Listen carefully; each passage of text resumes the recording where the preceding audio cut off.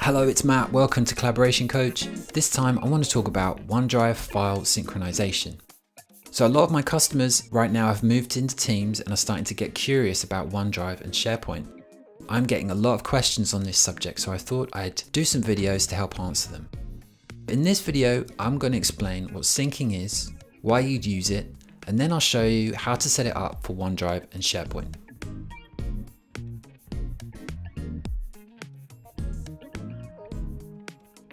To explain what synchronization is, I'm going to go to the whiteboard. Now, when you use Office 365, all your files are stored in Microsoft's cloud. To open and edit your files, say in Word or Excel, your device connects to the cloud and opens up the file, and then all the changes you make are saved into the cloud. Microsoft's OneDrive and SharePoint works this way, and so do other apps like Dropbox and Google Drive and many others. To synchronize a file is to make a copy of that cloud version onto your device. So you have one version in the cloud and one on your device.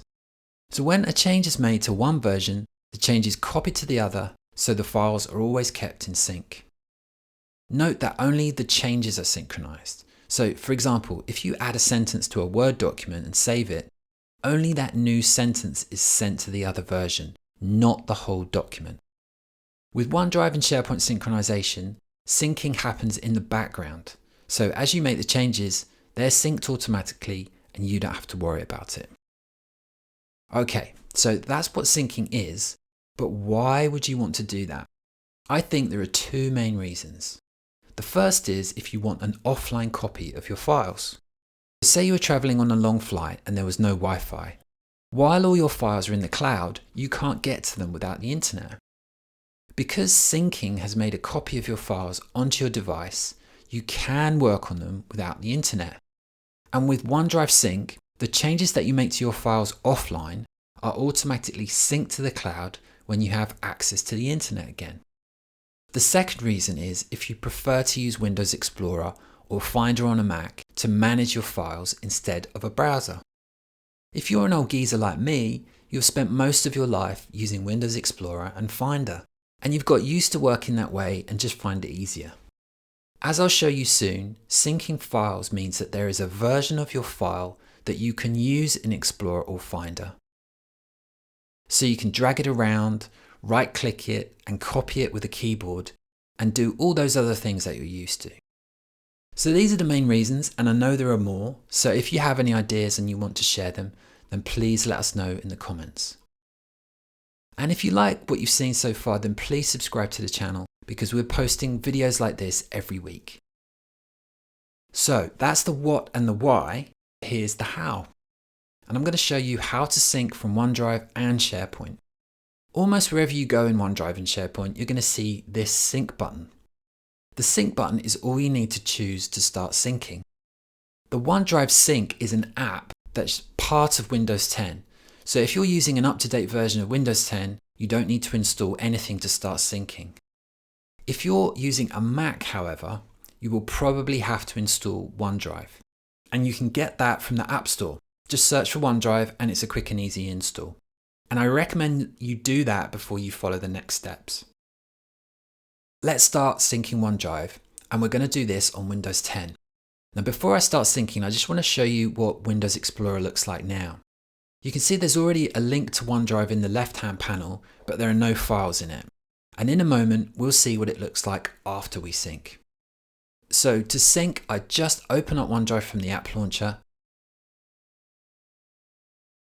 and I press the sync button. This window appears, and in the background, OneDrive will start and I have to run through the setup because it's the first time that I'm using it. It will ask you if it's okay to start it, and just check the Always Allow box here, and then open Microsoft OneDrive. Then you have to sign in, and it should pick up your username and add it in here for you like it's done for me. But in some cases you may have to type it in. Then you choose sign in, and the next question is where to sync the files to. You get to choose, but I recommend that you leave it as the default location. So just choose next here. It may ask you if you want to back up your folders. These are the desktop, documents, and pictures folders that are already on your Windows computer. This is a good idea too, so keep those checked. But remember, if you have a lot of files in those folders, it will take longer to sync for the first time. Then you can choose to continue to finish the setup. And then click through the messages until you get to the Open My OneDrive folder. This will open Explorer, and now you can see the OneDrive link has all your files and folders listed. You can see it's renamed the OneDrive link to OneDrive Collaboration Coach. Now I can use my OneDrive files just like any other. I can drag it into other folders, right-click it to get to the menu, and I can use Ctrl+C and V to cut and paste. To show you sync working, I can snap Explorer to this side of my desktop and OneDrive to the other. And if you see this PowerPoint file here called Collaboration Coach, I can rename it in OneDrive over here, and that change will sync immediately in Explorer over here.